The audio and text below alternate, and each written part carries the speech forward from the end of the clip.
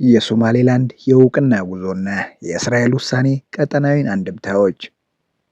ከሶማሊያ በተናጠል ውሳኔ የተገነጠለችው ሶማሌላንድ ከ30 ዓመት ዲፕሎማሲያዊ ጥረት በኋላ የመጀመሪያውን የሀገርነት እውቅና ታህሳስ 17 2018 ዓ.ም እስራኤል ሰጣታለች። ሶማሌላንድ እውቅናውን ያገኘችውም እስራኤልና ሶማሊላንድ ፕሬዝዳንት ዶናልድ ትራምፕ የአረብ ሀገራት ከእስራኤል ጋርም ዲፕሎማሲያዊ ግንኙነት እንዲፈጥሩ በነደፉት የአብርሃም ስምምነት ማዕቀፍ አንዳቸው ሌላኛቸውን እውቅና ለመስጠትና ሙሉ ዲፕሎማሲያዊ ግንኙነት ለመጀመር መስማማታቸውንም ተከትሎ ነው። እውቅናው የሶማሌላንድ ሕዝብ በደስታ ሲያስፈነድቅ በአፍሪካ እስከ መካከለኛው ምስራቅ የዘለቀ ብርቱ ተቃውሞም ቀስቅሷል። የሶማሌላንድ የሉዓላዊ ሀገርነት እውቅናም ጥያቄ በአውሮፓውያኑ 1960 ከብሪታንያ እንዲሁም ከደቡባዊቷ ሶማሊያ ከጣሊያን ቀኝ ገዢ አገዛዝ ነጻ በወጡ ማግስትም የሚጀምር ነው። ሶማሌላንድ ከብሪታንያ ነጻ በወጣች በአጭር ጊዜ ውስጥም በፈቃዷ ከሶማሊያ ጋርም ተዋህዳ ነበር። በእነዚህ አጭር ቀናት ውስጥም እንደ ሉዓላዊ ሀገር ካወቋት ከ30 በላይ ሀገራት መካከል አንዷ እስራኤል ነበረች። ሆኖም በአውሮፓውያኑ 1980ዎቹ በግዛቲቱ አብላጫ ቁጥር ያለው የኢሳቅ ጎሳ አማጺ ቡድንም የማዕከላዊ ፕሬዝዳንት ዚያድ ባሬ ወታደራዊ መንግስት አፈናና መድሎም በመቃወም የትጥቅ ትግሉ መካሄድ ጀመረ።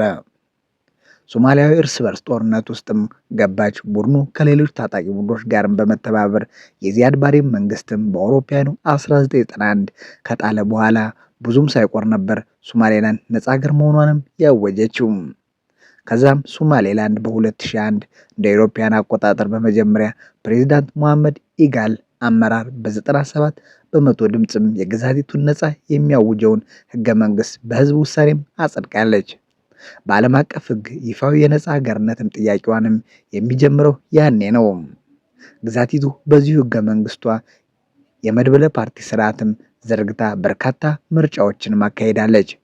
ሶማሊያ በጦር አበጋዞችና ከዚያም በእስላማዊ አክራሪ ቡድኖችም አማካኝነት የእርስ በርስ ጦርነት ውስጥም በገባችባቸው ዓመታት ሁሉ ሶማሌላንድ በአንጻሯ ባሰፈነችው መረጋጋት በተከታታይ የዲሞክራሲያዊ ምርጫና በሰላማዊ የስልጣን ሽግግር ለአፍሪካ ቀንድ ምሳሌ ተደርጋም ስትቆጠር ነው የኖረችው።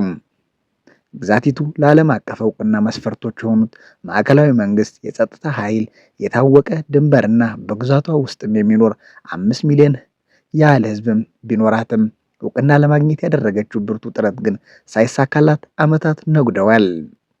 ለዚህም የሶማሊያ ብርቱ ተቃውሞ የቀጠናዊና የዓለም ሀያላን ሀገራት ተቃራኒ ፍላጎቶችና የቀይ ግዛት ድንበሮችም ጸንተው እንዲቀጥሉ የሚጠይቁት የአፍሪካ ህብረትና የተባበሩት መንግስታት ድርጅት ቻርተሮችም በምክንያትነትም ይጠቀሳሉ። ሆኖም የሶማሌላንድ መሪዎችም የዚያድ ባሬ አገዛዝን በህዝባችን ላይ ከፍተኛ የሰብአዊ መብት ጥሰት አድርሷል የሚለውን ትኩረትም የአገርነት እውቅናንም አስፈላጊነትንም ህዝባቸውንም እና ዓለም አቀፉ ማህበረሰብን ለማሳመን እንዲሁም ከሶማሊያ የተለየ ስነ ልቦናና ማንነት ለመገንባትም ተጠቅመውበታል። ሶማሌላንድ ለዓመታት እውቅና ባታገኝም በተለይ ከኢትዮጵያ፣ ከተባበሩት አረብ ኤምሬት፣ ከብሪታንያና ከታይዋን ጋር ጠበቅ ያለ የንግድ የኢንቨስትመንትና የጸጥታ ግንኙነት መመስረትም ችላለች። ሶማሊያም ግዛቲቱን በሰላማዊ መንገድ ይሁን በኃይልም ለመንጠቅ ሆነም ነፃ መንግስቷንም ለመሸርሸር ለተለያዩ ጊዜያትም ያወጣቻቸውን ህግጋትም ተፈጻሚ ማድረግም አልቻለችም። ሶማሌላንድና ሶማሊያ ውዝግቡን ለመፍታትም ያደረገችው ድርድር ሙከራዎችን ፍሬ አላፈሩም። የሶማሌላንድ እውቅና ጉዳይም ይበልጥ መነጋገሪያ የሆነው ግዛቲቱ ለኢትዮጵያ የባህር በር ለመስጠትና በምላሹ የኢትዮጵያን እውቅና ለማግኘት በ2024 የመግባቢያ ስምምነት የተፈራረመች ጊዜ ነበር። ሆኖም ሶማሊያና የሶማሊያ ሀገሮችም በተፈጠረው ዲፕሎማሲያዊ ተጽዕኖ ስምምነትም ተግባራዊ ሳይሆን ቀርቶ በቱርክ አሸማጋይነት ኢትዮጵያ የሶማሊያን የግዛት አንድነትና ሉዓላዊነት መቀበሏንም በይፋ ማረጋገጥ አይዘነጋም። ከዚያ ቀጥሎ የፕሬዝዳንት ትራምፕ አስተዳደር ለሶማሌላንድ እውቅና ሊሰጥ ስለማቀዱም በሰፊው ሲዘገብ የቆየ ሲሆን ፕሬዝዳንት ትራምፕ ባለፈው ዓመት ነሐሴ ላይ የሶማሌላንድ እውቅና ጉዳይ መፍትሄ እንደሚያገኝ መጠቆማቸው የሚታወስ ነው። የትራምፕ አስተዳደር ሶማሊያ ለዓመታት መረጋጋት ባለመቻሏ ድጋፉንም መቀነስ የጀመረ ሲሆን የአንዲት ሶማሊያ ፖሊሲውንም ግን እስካሁን በይፋም አልቀየረም። የእስራኤል እርምጃ በመላው አፍሪካ በተለይም በአፍሪካ ቀንድ ብሎም በአረብ ዓለም ውስጥም ከፍተኛ ጂኦፖለቲካዊ ለውጥ ሊያስከትልና የዲፕሎማሲያዊ ሽኩቻም ሊፈጠር የሚችል መሆኑን ተናግረዋል። ከሶማሌላንድ አንጻርም እውቅናው ሶማሌላንድ ከሌሎች ሀገራትም ተመሳሳይ እውቅና እንድታገኝ በር ሊከፍትላት ይችላል። እስራኤልም እዚህ ውሳኔ ላይ ከመድረሷ በፊት ከተወሰኑ የአፍሪካ መካከለኛው ምስራቅና ምዕራባውያን ሀገራትን ይሁንታን ለማግኘት ጥረት አድርጋ ሊሆን እንደሚችልም መገመት አይከብድም። የምስራቅ አፍሪካ የፖለቲካ ተንታኙ አብዱረህማን ሰይድ አቡ ሐሺም አሜሪካና የምዕራቡ አውሮፓ ሀገራትም በተመሳሳይ እርምጃ ሊወስዱ እንደሚችሉም ለቢቢሲ በሰጡት ቃለ መጠይቅም ተናግረዋል። አብዱረህማን እስካሁን ግን የአንድ አገር እውቅና ብቻውን ብዙ ለውጥ አያመጣም ባይ ነኝ ብለዋል። የስምምነቱ ዝርዝር ለጊዜው በይፋ ባይታወቅም እውቅናው ግዛቲቷ ከእስራኤል የልማት የቴክኒክ ድጋፍና ኢንቨስትመንት ብሎም የወታደራዊ አቅም ግንባታ ድጋፍም ሊያስገኝላት ይችላል። ሶማሌላንድ በምላሿ ለእስራኤል ምን እንደምትሰጥም ለጊዜው ይፋ ባይሆንም የጋዛ ፍልስጤማውያን ተቀብላ ለማስፈርም ከአሜሪካ እና ከእስራኤል ጋርም በሚስጥር ተስማምታለች በሚሉ ዘገባዎች ከወራት በፊትም ወጣው ነበር። የሶማሌላንድ ባለስልጣናት ግን በወቅቱ መረጃውን ማስተባብለው እስራኤል እውቅና በሰጠችበት ይፋዊ መግለጫዋ ይህንን ጉዳይም አላነሳችም። ሶማሌላንድ እውቅናዋን ያገኘችውም ከፑንትላንድ የይገባኛል ጥያቄ የምታስነሳባቸውን ስናግ፣ ሱል እና ካይን በተባሉ ምስራቃዊ አውራጃዎች ከሶማሊያ ጋርም መዋሃድ የፈለጉ የዶልባንቴ ጎሳዎች ሚሊሻዎች ከግዛቱ ሰራዊትን ተዋግተው ካሸነፉ ከሁለት ዓመት በኋላ ነው። ሚሊሻዎቹ የአካባቢውን ዋና ከተማዋ ላስ አኖድን በ2023 ከተቆጣጠሩ በኋላ ካቶሜ ሲሉ የሰየሟትም አዲሷ የፌዴራል ግዛትም ከወራት በፊትም የሶማሊያ ፌዴሬሽን ተቀላቅላለች። በተለይም የግጭቱ ደም አፋሳሽነት በሶማሌላንድ የእውቅና ጥያቄ ላይም ጥቁር ነጥብ ጥሎ እንደነበረም የሚታወስ ነው። በዚህ ሁኔታ የሶማሌላንድ ዕጣ ፈንታም አጣብቂኝ ውስጥ እየገባ በነበረበት ወቅት ላይ ነው እንግዲህ እስራኤል እውቅና የሰጠቻት። የሶማሌላንድ እና የእስራኤል ስምምነት በተለይም ወታደራዊ ትብብርን የሚያካትት ከሆነ ሶማሊያ በቀጥታም ሆነ በተዘዋዋሪ በውክልና ግጭትም እንዳታዳክማት እድል ሊፈጥርላት ይችላል። ከሶማሊያ አንጻር ሶማሌላንድ እውቅና ማግኘቷን አልሸባብ ይበልጥ ሶማሊያውያንን ለማነሳሳት ሊጠቀምበት ይችላል ብለው የሚሰጉ ወገኖችም በርካቶች ናቸው። ይህ ከሆነ ጉዳዩ ሶማሊያን ጨምሮ የባስ ቀጠናዊ አለመረጋጋት ሊያስከትል የሚችልበት እድልም ዝግ አይደለም። ፑንትላንድና ጁባላንድ ራስ ገዞቹ ከሞቃዲሾ ጋርም በገቡበት ፖለቲካዊ እና ህገ መንግስታዊ ውዝግብ ሳቢያ ከፌዴሬሽኑ ለጊዜው በወጡበት ሁኔታ ውስጥም ሶማሌላንድ እውቅና ማግኘቷ ሁኔታውንም ለሶማሊያ ይበልጥ አስቸጋሪ አድርገዋል። ፑንትላንድ ከሶማሌላንድ ጋርም የነበራትን ቁርሾም አርግቦ የጸጥታ ትብብርም እስከ መፈራረም ደርሳለች። ከአፍሪካ ቀንድ የሶማሌላንድ እውቅና ማግኘትም ኢትዮጵያ ከሶማሌላንድ ጋር የተፈራረመችውን የባህር በር ስምምነትም እንዲያንሰራራ ሊያደርግ ይችላል። ኢትዮጵያ የሶማሊያን የግዛት አንድነት ለማክበርም ብትስማማም የባህር በር ስምምነቱን ስለመሰረዟ ግን በይፋ አልገለጠችም። የፖለቲካ ተንታኙም አብዱረህማን እስራኤል እውቅና ለኢትዮጵያ ጥሩ አበረታች ዜና ሊሆን ይችላል የሚል አስተያየትም አላቸው። የእስራኤል ወደ ሶማሌላንድ መምጣትም በእርግጥም ለኢትዮጵያ ሶማሌላንድ ላይ ከኤምሬቶች በተጨማሪ ሌላ አጋርም ያስገኝላታል። በቀጠናው ከሶማሌላንድ ከሶማሊያ ጋርም ዲፕሎማሲያዊ ግንኙነት ሲያደርጉ የቆዩት በዋናነት ኢትዮጵያና ኬንያ ሲሆኑ በአንጻሩ ኤርትራ፣ ሱዳንና ጅቡቲ ግንኙነታቸውንም ከሞቃዲሾ ጋር ነው። በተለይ ሱዳን ጠንካራ ጸረ እስራኤል አቋም በማራመድ ነው የምትታወቀው። በተለይ ጅቡቲ ሶማሌላንድ ወደፊትም የሀያላን ሀገራትን እውቅና ካገኘችም በወደብም ሆነ በወታደራዊ ጦርም ሰፈርነትም እንዳትቀናቀናት ትሰጋለች። አፍሪካ ህብረት እስራኤልን በስም ሳይጠቅስም የሶማሌላንድ እውቅና ለሀገሪቱ አደገኛ ምሳሌ ነው በማለትም ውድቅ አድርጓል። ህብረቱ የአፍሪካ አንድነት ድርጅትም እንደ አውሮፓ አቆጣጠር በ1964 በደረሰበት ውሳኔ መሰረት አባል አገራትም በቀኝ አገዛዝ ነጻ ሲወጡ የወረሱት ድንበር የጸና ነው በማለት ነው የተቃውሞ የገለጸው። የአፍሪካ ህብረት አንዱ አጣብቂኝም እንደ አውሮፓ አቆጣጠር በ2005 በሶማሌላንድ እውቅና ጥያቄ ዙሪያ ጥናት እንዲያደርግም ወደ ግዛቲቱ የላከው ልዑክም ባወጣው ሪፖርቱም የሶማሌላንድ ጥያቄ በታሪክ ለየት ያለና በአፍሪካ ፖለቲካዊ ታሪክ ውስጥም አሳማኝነት ያለው በማለትም የደመደመ መሆኑም ይታወሳል።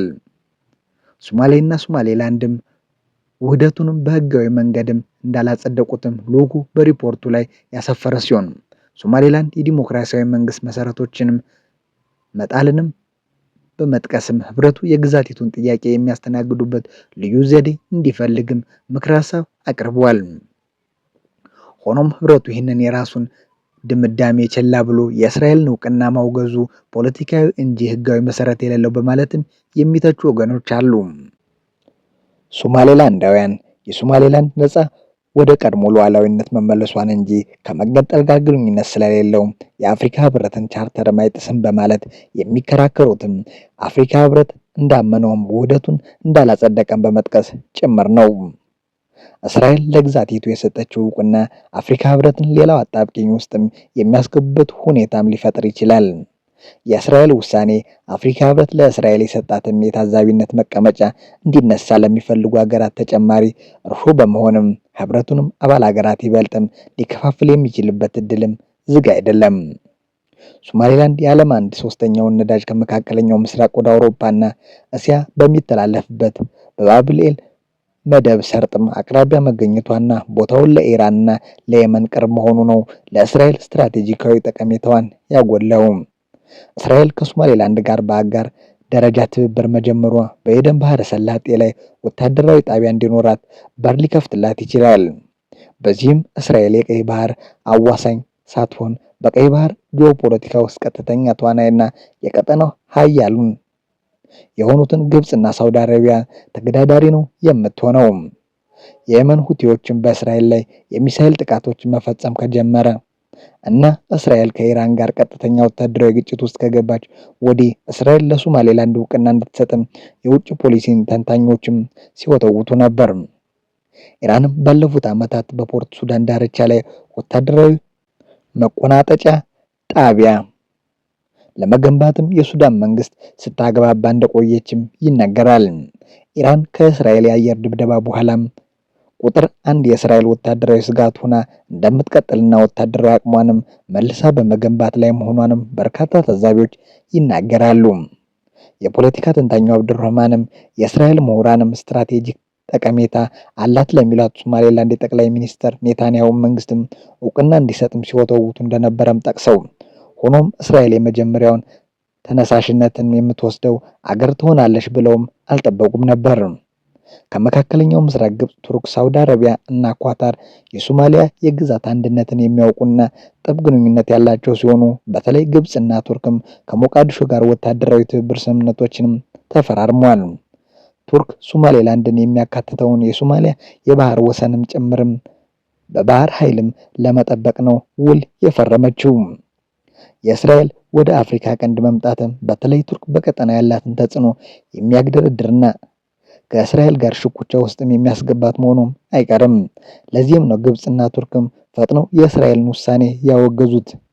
በአንጻሩ የአብርሃም ስምምነት ቀድማ የተቀበለችው የተባበሩት አረብ ኤምሬቶችም ከሶማሌላንድ ጋር ጥብቅ ግንኙነት ያላት ሲሆን በርበር ወደብንም የሚያስተዳድረውም ግዙፉ የዱባይ ወደብ ኩባንያውም ወደቡን ለማስፋፋትና ከኢትዮጵያ ጋርም ለማስተሳሰር ከፍተኛ መዋዕለ ንዋይም አፍሷል። ሶማሌላንድ የፕሬዝዳንት ትራምፕን የአብርሃም ስምምነት ለመቀበል መስማማቷም አሜሪካ ውሎ አድሮ እውቅና ልትሰጥ እንደምትችልም አመላካች ተደርጎ ሊወሰድ ይችላል። አሜሪካ እውቅና ከሰጠቻት በኃያሉ አሜሪካና ቻይና መካከል አፍሪካ ቀንድ ላይ ጂኦፖለቲካው ፍክክር የሚፈጠር ክስተት ይሆናል። አሜሪካና ቻይና ጅቡቲ ውስጥም የጦር ሰፈር ያላቸው ሲሆኑ አሜሪካ ቻይና በቀጠናው ያላት ተጽዕኖ ለመቀነስም ስትል የሶማሌላንድ በርበር ወደብ ላይ ሌላ የጦር ሰፈር ለመገንባት ልትፈልግ ትችላለች። ቻይና የሶማሌላንድን መገንጠልም ከሚቃወሙት መካከል አንዷ ስትሆን ሶማሌላንድ በተለይም ከታይዋን ጋር ዲፕሎማሲያዊ ግንኙነት ማካሄዷ እና ለታይዋን እውቅና መስጠቷም አስቆጥቷታል። በተባበሩት መንግስታት ድርጅት ጸጥታ ምክር ቤት ቋሚ መቀመጫና በድምጽ መሻር መብት ያላት ቻይና በሶማሌላንድ የሀገርነት እውቅና ላይ ያላት ተቃውሞም ጠንካራ ቢሆንም ጸጥታው ምክር ቤት ግን የአዲስ ሀገርን እውቅና ማጽደቅ አለባት የሚል ሀሳብ በተባበሩት መንግስታት ድርጅት ቻርተር ውስጥም የለም። ለአንዲት አዲስ ሀገር እውቅና የመስጠት ወይም ያለመስጠት ጉዳይ ዓለም አቀፍ ሕግ የሚደነግገው ሳይሆን የእያንዳንዱ አገር ፖለቲካዊ ውሳኔ ብቻ ነው።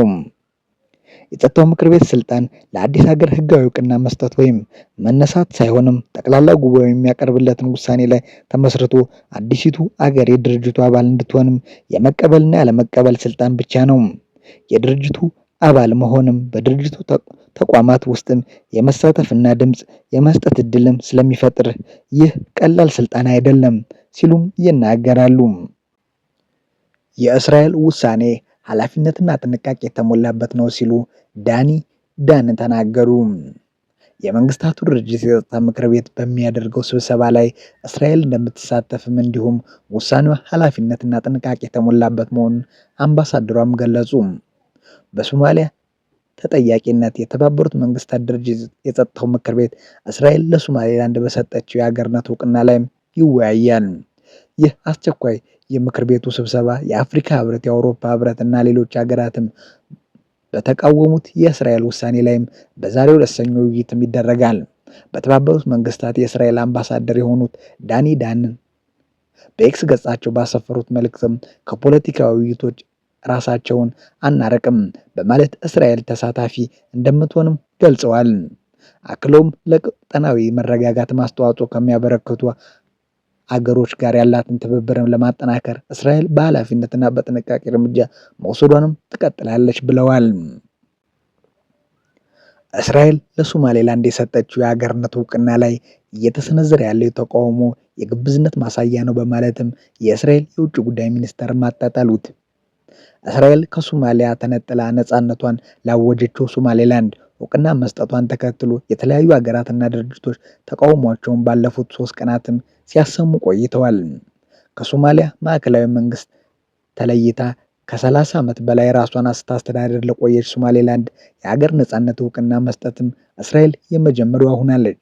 በርካታ አረብ ሀገራት፣ የአረብ ሊግ፣ የአፍሪካ ህብረት፣ ኢጋድ፣ የአውሮፓ ህብረትና ሌሎች እስራኤል ለሶማሌላንድ የሰጠችውን እውቅና አጥብቀውም አውግዘውታል።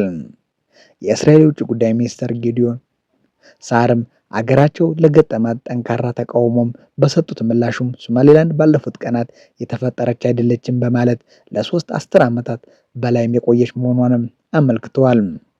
ሶማሌላንድ ከ34 ዓመት በላይም እንደ ሀገር የቆየች ናት ያሉት ሚኒስተሩ እስራኤል በሰጠቻት እውቅና ላይ የተሰነዘረው ጥቃትም ግብዝነት ነው በማለትም አጣጥለውታል። እስራኤል ለማን እውቅና እንደምትሰጥና ከማን ጋርም የዲፕሎማሲ ግንኙነት እንዲኖራት የምትወስነው በራሷ ነው ያሉት የውጭ ጉዳይ ሚኒስተሩ ሳርም አገራቸው የገጠማትን ተቃውሞ ውድቅም አድርገውታል።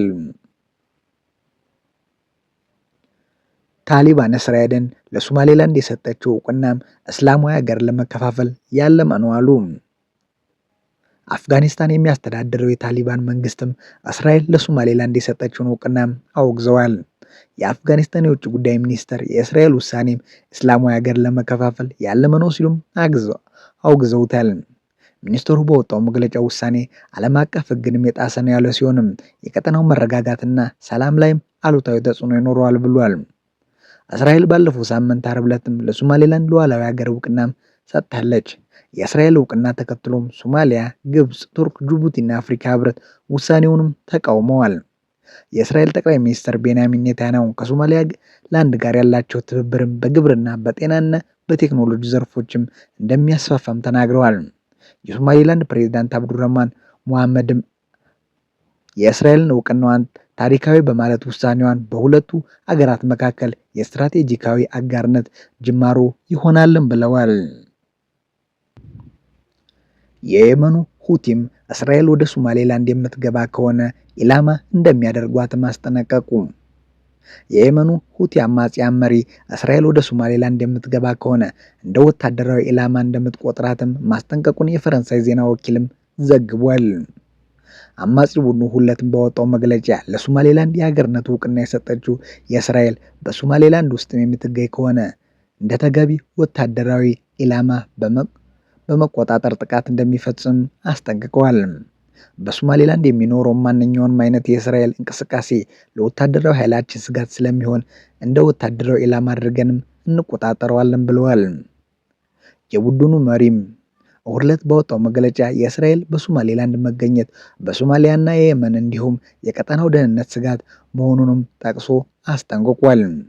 እስራኤል ዓርብ ዕለት ለሶማሌላንድ እንደ ሉዓላዊነት ሀገር እውቅና በመስጠትም ቀዳሚው ሀገርም ሆናለች። የቡድኑ መሪ በመግለጫውም የእስራኤል ውሳኔ ከባድ መዘዝ እንደሚያስከትል አስጠንቅቆ ለሶማሌላንድ የሰጠችው እውቅና በሶማሊያና በዙሪያ ባሉ አፍሪካውያን እንዲሁም የየመን ቀይ ባህርና በቀይ ባህር ዙሪያ ባላት ሀገራት ላይ ያነጣጠረ ጠብ አጫሪነት ነው ብሏል። ከ3 አስርተ ዓመታት በላይ እውቅና ለማግኘት ስትጥር የነበረችው ሶማሌላንድ በኤደን ባህረ ሰላጤ ወሳኝ ስፍራ ላይም ትገኛለች።